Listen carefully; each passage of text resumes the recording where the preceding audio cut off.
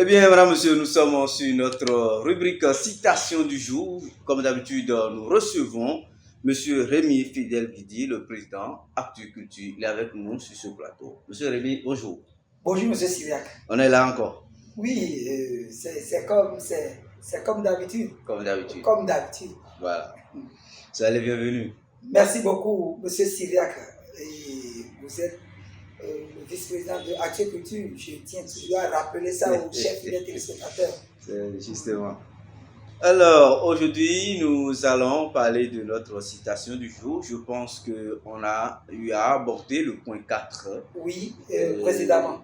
Oui, précédemment, dans la règle numéro 2, Oui. et éviter les sujets qui fâchent. C'est ce qu'on a eu à dire précédemment dans la règle numéro 4.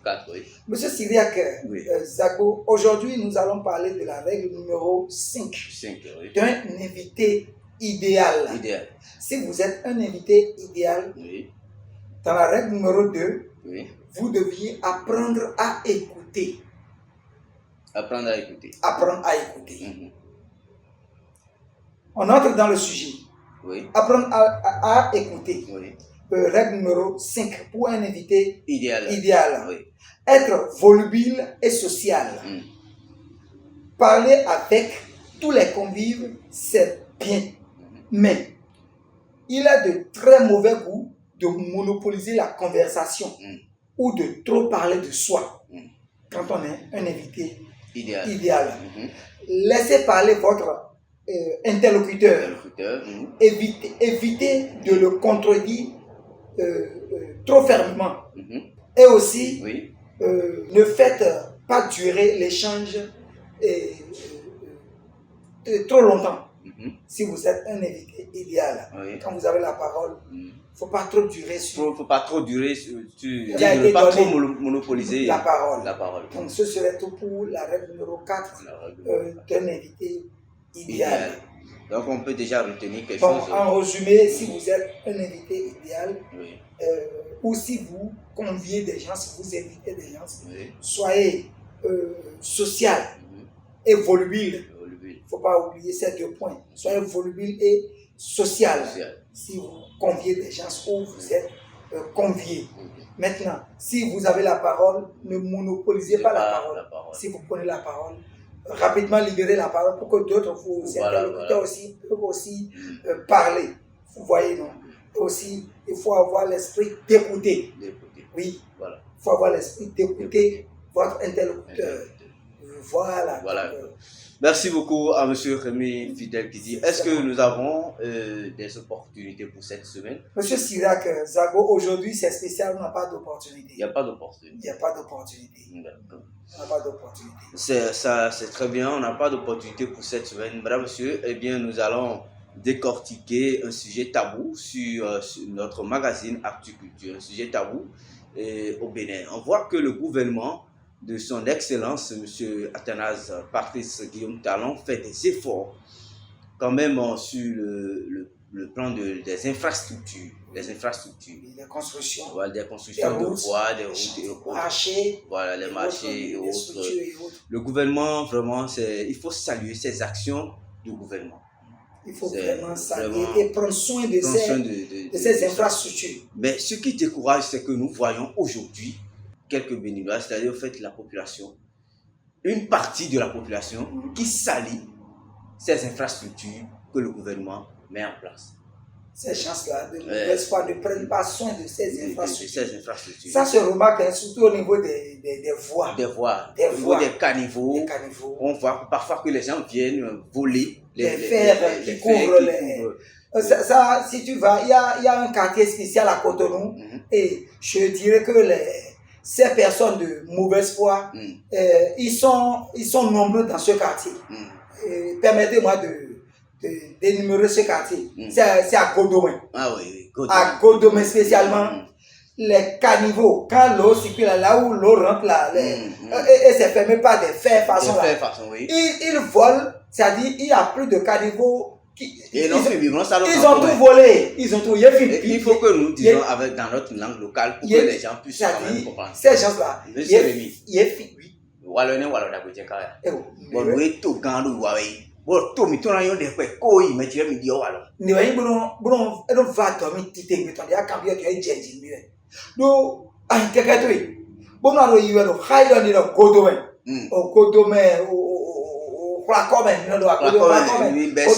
O godome. E change o yedu bi ye vile du bi ye du campo bi alors rue ye yimbo du campolais ils sont devenus la rue et ils ont bouffé les faits ye du campolais bisi bon bino nous voit manoa en jeme ko keke ko monte aussi en forme jeme le clim William Timothy no ajabo sino ani e non ko keke abro so ko hali o do no fi mo nya fo dira fo lo e di ça dit e be bon hala meme bon hala apapa mo be ko to meton Tabos bon we no le blue tablo ko do me bo e mayon de boy atun me mira ko rebi you know that do carnival le me adopo yo do mi de bo do e fi kan bole si yon kan fla me yire da fo ayi ntun de we meje no blo akeze we asama we ntun ayi ma to do afoda ite o naten manu afoda ite naten manu to manu ko gbe you know ntun de je no blo gbomo no orienté de do mo kaka no da fo ayi bo no amo e no de bon ka me on so me on wa no do ntunu a chepa na ze ti to ndi dai ele maso do a chepa bi o ayi police municipal me do ne so mo ko ne wa yi bom so atun na wa ko ne ji telefone toko ira so ti to ndi dai bo no kun me de le aze no kun dai brando khala me po bo mu peto mo koton e no fin mo koton e no dado alo no da fa do mo koton era dalo e no sa sendo era tonton ye ti libera vedo we so milliard li va mo pa wo to blona bo to kan ka de me bo no da aliyo ji zawa we bi bo no do sun conversion ali je aliyo ji me bo me de ka ti bono dado to le me musato aliyo ji desu Kafran, me chedi le, ekudai, show no le, no, kakano le, ye ye kan keke le pon yon ton ko inte pon we. Yo me bi me ase so ado ira so lam. But jogono aso wan do ne to yo me to ho ya. Ado do idire so ko titi o ya apa ene ko yo to gan mi keklen bo yin ko do nu ese ko bo blona yo be to na ti bo kan ple po wa re budu e to yin po o ina blonu ye bo ina para do le pe ina blo po ni ya ndo ina ba o po no e si ro da wa na te ma fini mo lambara fini men anto du wa che na mi lo tewe na pa je ro ton to nu e amande fi an 5 kan sun ayi si alo ko le po mo amande na no fire ba le so 5 ans donc doit aller chez le mais alors 5 jours à toler boy na wa 5 jours à toler na wa kuna picha ile na bile ko ni o me go na mais na mo ku je me kaji mais je sais mon coton mais on semble rien na ko yo et derrière il a d'abord to na si kuna tu na di ko blon mon coton semble yo et non et les dona ipo de mai mo wa lo ni o wa lo da pe c'est pas tout ça wa to gande yo mi ko mi to c'est gancien la main nous to gan vivo bo ka chochi me tire mi ko de mi tro mi na do bo mi na do mo je meton godo me on wa me le di lu carnival ali o hale bi me godo me kede ave apapa we agbe ka me we o file me godo meton e ji we mi wa egbe tata mi ma so da do carnival le me di wo mi ma so da do carnival le me o ma so ya fo jiro carnival le me o ko to gan se wo blona to ko we e na chenu me la ko o remi fidel kiti mo le wa wa fi kon mi na to pe nu me we de do wa to ji ene le timbo you know yin wa nu wa bunu kun de su ti de mi na to pe nu me ti mi na to pe nu kai ko ya sa do chez premier na to pe do ero sore actu o de su ti de beton to pe ni na to pe nu o na ko assistant Bobby ene o na to pe nu apporte meton Samson Chomati na to pe me na ko do assistant pa na to pe nu na ko to pe nu sa majesté dalogbe na to pe ni so taye we